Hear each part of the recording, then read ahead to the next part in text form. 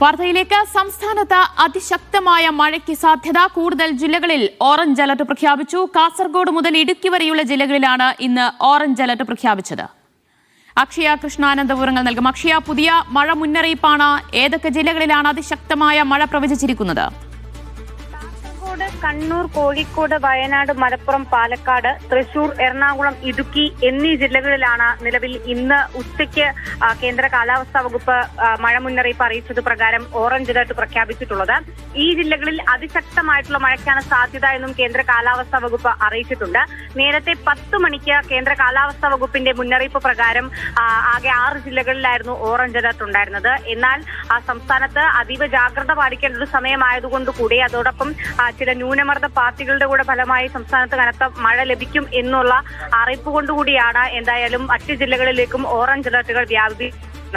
എന്തായാലും കാസർഗോഡ് മുതൽ ഇടുക്കി വരെയുള്ള ജില്ലകളിലാണ് നിലവിൽ ഇന്ന് ഓറഞ്ച് അലർട്ട് പ്രഖ്യാപിച്ചത്. ആലപ്പുഴ, കോട്ടയം, പത്തനംതിട്ട എന്നീ ജില്ലകളിൽ യെല്ലോ അലർട്ടാണ് പ്രഖ്യാപിച്ചിട്ടുള്ളത്. തിരുവനന്തപുരത്തും കൊല്ലത്തും നിലവിൽ മഴ മുന്നറിയിപ്പുകളൊന്നും പ്രഖ്യാപിച്ചിട്ടില്ല. എന്നിരുന്നാൽ പോലും നേരിയതോ ഇടത്തരമോ ആയിട്ടുള്ള മഴയ്ക്ക് സാധ്യതയുണ്ട് എന്നും കേന്ദ്ര കാലാവസ്ഥാ വകുപ്പ് അറിയിച്ചിട്ടുണ്ട്. നാളെയും ചില ജില്ലകളിൽ മഴ മുന്നറിയിപ്പ് പ്രഖ്യാപിച്ചിട്ടുണ്ട്. അത് കാസർഗോഡ്, കണ്ണൂർ, കോഴിക്കോട്, വയനാട്, മലപ്പുറം എന്നീ ജില്ലകളാണ്. ഇവിടെ യെല്ലോ അലർട്ടാണ് പ്രഖ്യാപിച്ചിരിക്കുന്നത്. മറ്റന്നാൾ മുതൽ, അതായത് ജൂലൈ 10 മുതൽ സംസ്ഥാനത്ത് ഒരിടത്തും മഴ മുന്നറിയിപ്പ് നിലവിൽ പ്രഖ്യാപിച്ചിട്ടില്ല.